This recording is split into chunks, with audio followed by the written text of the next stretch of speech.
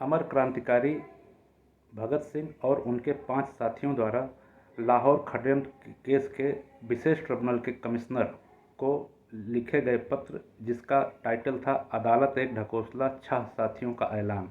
इसका पहला अंक रिलीज हो चुका है। यह पत्र काफ़ी बड़ा था तो एक साथ नहीं दिया जा सकता था, तो इसको 3 पार्ट में बना रहा हूँ।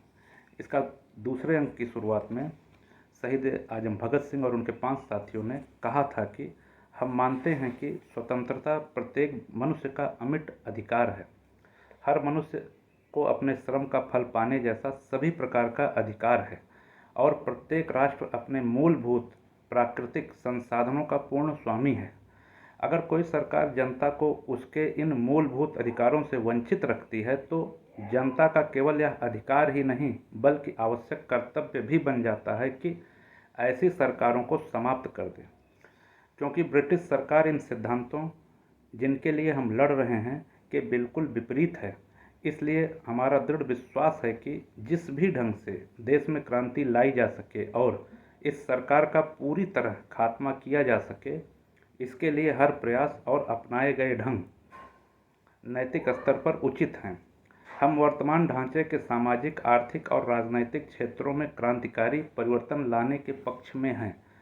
हम वर्तमान समाज को पूरे तौर पर एक नए सुगठित समाज में बदलना चाहते हैं। इस तरह मनुष्य के हाथों मनुष्य का शोषण असंभव बनाकर सभी के लिए सब क्षेत्रों में पूरी स्वतंत्रता विश्वसनीय बनाई जाए। जब तक सरकार सामाजिक ढांचा बदला नहीं जाता, जब तक सारा सामाजिक ढांचा बदला नहीं जाता और उसके स्थान पर समाजवादी समाज स्थापित नहीं होता, हम महसूस करते हैं कि सारी दुनिया एक तबाह कर देने वाले प्रलय संकट में है। जहाँ तक शांतिपूर्ण या अन्य तरीकों से क्रांतिकारी आदर्शों की स्थापना का संबंध है, हम घोषणा करते हैं कि इसका चुनाव तत्कालीन शासकों की मर्जी पर निर्भर है। क्रांतिकारी अपने मानवीय प्यार के गुणों के कारण मानवता के पुजारी हैं।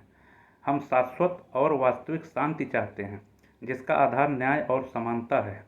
हम झूठी और दिखावटी शांति के समर्थक नहीं जो बुजदिली से पैदा होती है और भालों और बंदूकों के सहारे जीवित रहती है।